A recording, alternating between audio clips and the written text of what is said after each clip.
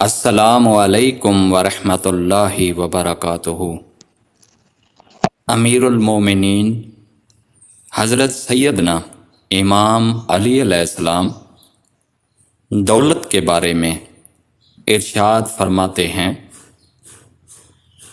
جس بندے کا اسلام اچھا ہوگا وہ ہدایت یافتہ ہوگا، اور جس بندے کا ایمان خالص ہوگا وہ ہدایت کی دولت پائے گا۔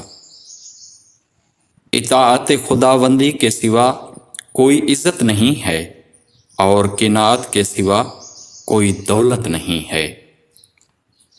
دولت مندی کی آفت کنجوسی ہے۔ خوش قسمت ہے وہ جسے اطاعت خداوندی کی دولت نصیب ہوئی اور اس کے اخلاق عمدہ تھے، اور اس نے اپنی آخرت کے کام کو سنبھال رکھا۔ مومن کا مال و دولت کا لالچ نہ کرنا پاک دامنی اور بلند ہمتی ہے۔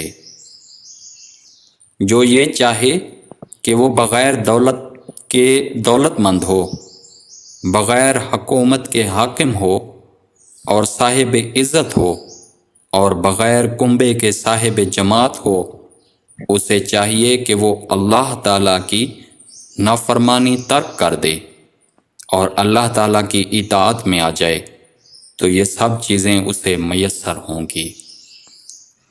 جو مال و دولت کے ہونے کے باوجود لوگوں کے ساتھ احسان نہیں کرتا، مصیبت کے وقت اس کی کوئی مدد نہیں کرتا، اور جو دوسروں کی ذلت و رسوائی پر خوش ہوتا ہے، تو دوسرے لوگ بھی اس کی ذلت و رسوائی پر ایسے ہی خوش ہوتے ہیں۔ اللہ تعالیٰ کی ذات پر بھروسہ کر کے مستغنی ہونا بڑی دولت ہے۔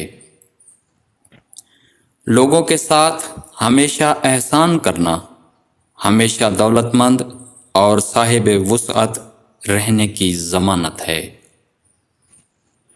دولت مندی کی حالت میں اللہ تعالیٰ کا تم پر یہ حق ہے کہ تم لوگوں کے ساتھ نیکی کرو اور اللہ تعالیٰ کی نعمتوں کے شکر گزار رہو، اور تنگی و سختی کی حالت میں یہ حق ہے کہ اس کی تقدیر پر راضی رہو اور مصائب کے نزول پر صبر کرو۔ لوگوں کے مال و دولت سے نا امید ہو جاؤ، اس طرح تم ان کی شرارتوں سے محفوظ ہو جاؤ گے اور وہ تجھ سے محبت رکھیں گے۔ تم اپنا مال آخرت کے لیے خرچ کرو اور اپنے مرنے کے بعد اپنے پسماندگان پر اللہ تعالیٰ کو خلیفہ بناؤ، تو اس مال کی بدولت تمہیں سعادت مندی حاصل ہوگی، اور تمہارے پسماندگان کو اللہ تعالیٰ کی خلافت ہی کافی ہوگی۔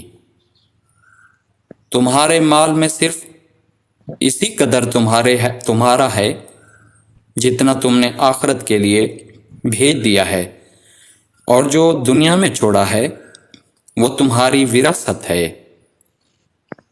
عقل بڑی دولت ہے اور بے وقوفی بڑی بیماری ہے۔